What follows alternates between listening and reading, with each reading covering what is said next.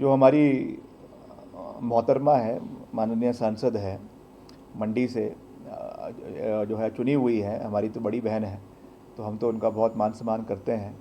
मगर दुख की बात है कि जब से वो चुनी गई हैं तब से वो मंडी संसदीय क्षेत्र से तो क्या पूरे हिमाचल प्रदेश से नदारद है।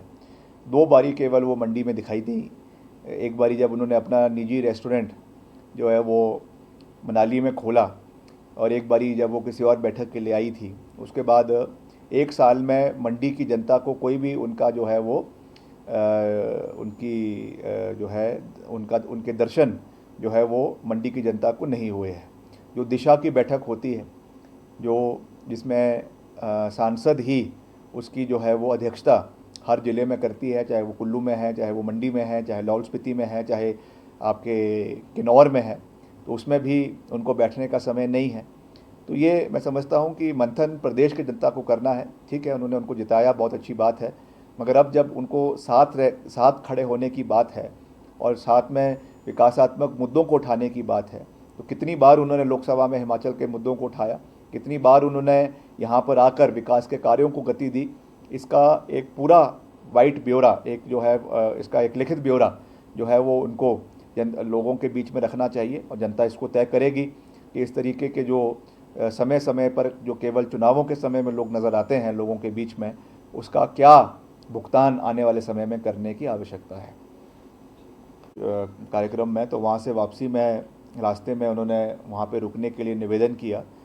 तो हम सब हमारे परिवार के ही लोग हैं और उनके बात को सुनना ये हमारा दायित्व है। तो मैंने उनको विश्वास दिया है कि हम इस विषय में जो हमारे आदरणीय शिक्षा मंत्री जी है, हमारे बड़े भाई रोहित ठाकुर जी, हम उनसे भी इस विषय में बात करेंगे। वैसे वो खुद भी इस विषय को बहुत अच्छे तरीके से जानते हैं, समझते हैं, और मुख्यमंत्री जी से भी इस विषय में बात करेंगे, क्योंकि इसमें जो कंपनी है उसके माध्यम से इनको जो है इंगेज किया गया है और आगे ये अपनी सर्विसेज दे रहे हैं, तो उसको डायरेक्ट करने की बात की गई है। तो उसमें क्या इसमें सरकार का पक्ष है, क्या इसमें अगर कोई समस्या आ रही है तो उसको भी हम समझने का प्रयास करेंगे। मगर क्योंकि ये मुख्य रूप से जो मसला है ये शिक्षा विभाग से संबंधित है, तो मेरा इसमें कोई डायरेक्ट मेरा हस्तक्षेप नहीं है।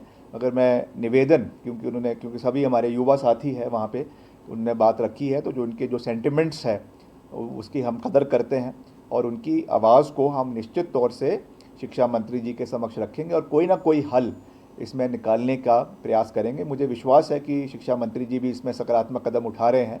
अगर इसमें कोई प्रॉब्लम आ रही है तो कैसे उसको सॉल्व किया जा सकता है, उसके ऊपर भी हम पूरा प्रयास करेंगे।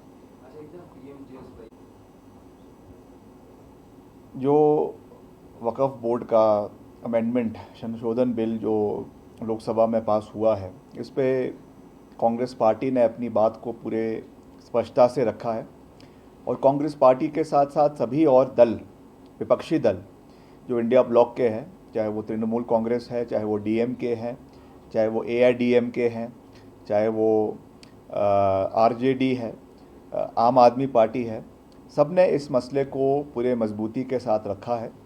और सब ये चाहते हैं कि रिफॉर्म्स हो, देश आगे बढ़े और उसमें हर तरीके से कार्य हो, मगर पारदर्शिता से होना चाहिए।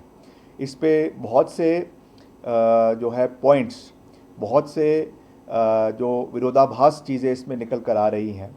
जिस तरीके से पूर्व में भी ये कानून जो है इसको इंट्रोड्यूस किया गया था, मगर उस समय इसको सिलेक्ट कमेटी को, जो लोकसभा की सिलेक्ट कमेटी को भेज दिया गया था, उससे कुछ व्यू पॉइंट्स निकल कर आए थे, जिसको सरकार ने कुछ व्यू पॉइंट्स को माना है, कुछ को नहीं माना है।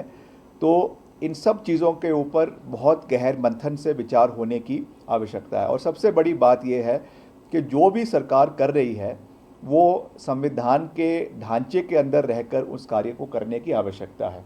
इसमें कुछ ऐसे विषय भी निकल कर आए हैं जो कहा जा रहा है कि गैर संवैधानिक है, तो निश्चित तौर से उसके ऊपर सोच होना चाहिए, मंथन होना चाहिए और रिफॉर्म्स होने चाहिए। उसमें कोई दो राय नहीं है। मगर जो बातें इसमें कांग्रेस पार्टी ने रखी हैं और सभी और दलों ने रखी है, उसके ऊपर सरकार को इसके ऊपर मंथन करना चाहिए।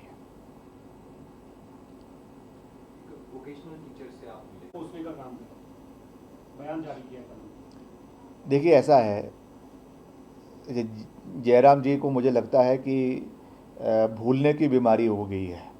अभी 4 दिन पहले ही जो है वो विधानसभा ख़त्म हुई है और विधानसभा में बतौर पीडब्ल्यूडी मिनिस्टर, बतौर लोक निर्माण मंत्री मैंने पूरा जो है डिपार्टमेंट का अपना बयान रखा है, डिपार्टमेंट का उसमें जो व्यूज़ है उसको वहाँ पे रखा है और मैंने उसमें कम से कम 15 मिनट तो केवल प्रधानमंत्री सड़क योजना के ऊपर ही बोला है कि उसमें कितना कार्य हमारा हो रहा है, कितना उसमें हमको केंद्र से सहयोग मिल रहा है। और ऑन रिकॉर्ड विधानसभा के अंदर अभी भी उसको, वो तो सब मैटर ऑफ रिकॉर्ड है, कोई भी उसको निकाल सकता है।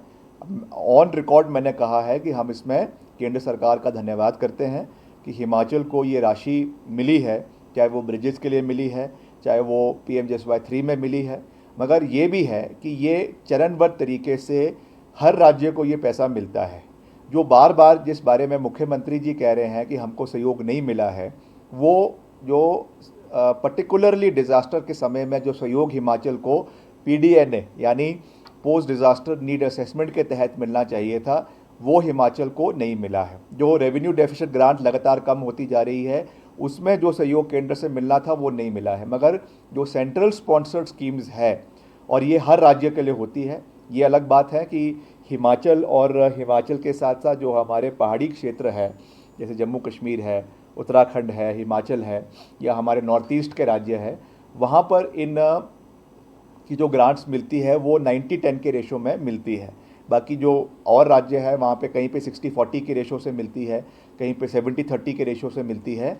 मगर हिमाचल क्योंकि एक स्पेशल कैटेगरी स्टेट है तो उसके अंतर्गत हमको 90-10 के रेशो से ये पैसा मिलता है, उसके लिए हम आभार भी प्रकट करते हैं। मगर ओवरऑल जो, जैसा मैंने आपको कहा कि जो डिज़ास्टर के समय में जो नुकसान प्रदेश को हुआ है उसमें कोई भी ग्रांटेड एड हिमाचल को नहीं दी गई है। अभी जो पिछला बजट आया उसमें 25,000 करोड़ रुपए अलग से जम्मू कश्मीर के लिए दिए गए, मगर हिमाचल को उसमें कोई भी सहयोग जो है वो नहीं दिया गया।